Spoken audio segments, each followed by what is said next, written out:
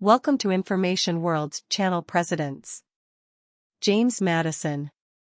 The fourth President of the United States, James Madison, America's fourth President, 1809 to 1817, made a major contribution to the ratification of the Constitution by writing the Federalist Papers, along with Alexander Hamilton and John Jay. In later years, he was referred to as the father of the Constitution. At his inauguration, James Madison, a small, wizened man, appeared old and worn. Washington Irving described him as but a withered little applejawn. But whatever his deficiencies in charm, Madison's wife Dolly compensated for them with her warmth and gaiety. She was the toast of Washington. Born in 1751, Madison was brought up in Orange County, Virginia, and attended Princeton, then called the College of New Jersey. A student of history and government, well-read in law, he participated in the framing of the Virginia Constitution in 1776, served in the Continental Congress, and was a leader in the Virginia Assembly. When delegates to the Constitutional Convention assembled at Philadelphia, the 36-year-old Madison took frequent and emphatic part in the debates. Madison made a major contribution to the ratification of the Constitution by writing, with Alexander Hamilton and John Jay, the Federalist Essays. In later years, when he was referred to as the father of the Constitution, Madison protested that the document was not the offspring of a single brain, but the work of many heads and many hands. In Congress, he helped frame the Bill of Rights and enact the first revenue legislation. Out of his leadership in opposition to Hamilton's financial proposals, which he felt would unduly bestow wealth and power upon Northern financiers, came the development of the Republican, or Jeffersonian, Party. As President Jefferson's Secretary of State, Madison protested to warring France and Britain that their seizure of American ships was contrary to international law.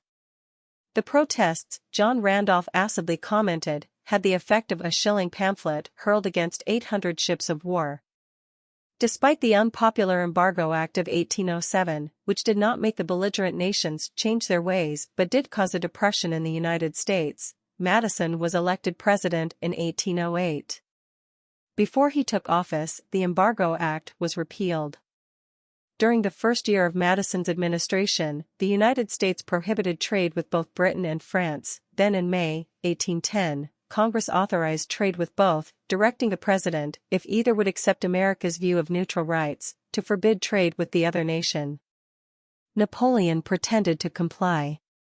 Late in 1810, Madison proclaimed non-intercourse with Great Britain.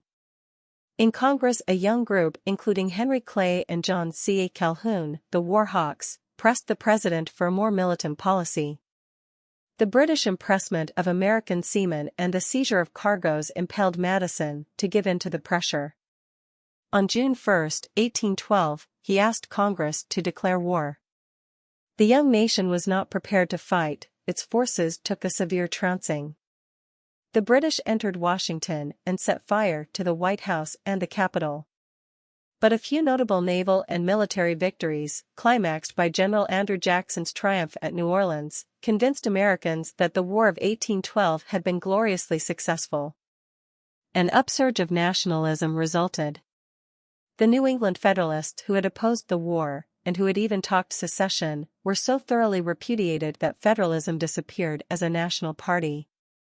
In retirement at Montpelier, his estate in Orange County, Virginia, Madison spoke out against the disruptive states' rights influences that by the 1830s threatened to shatter the federal union.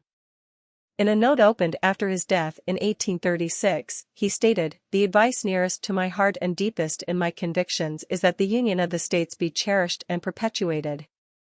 Please like and subscribe to my channel. Thanks for watching this video.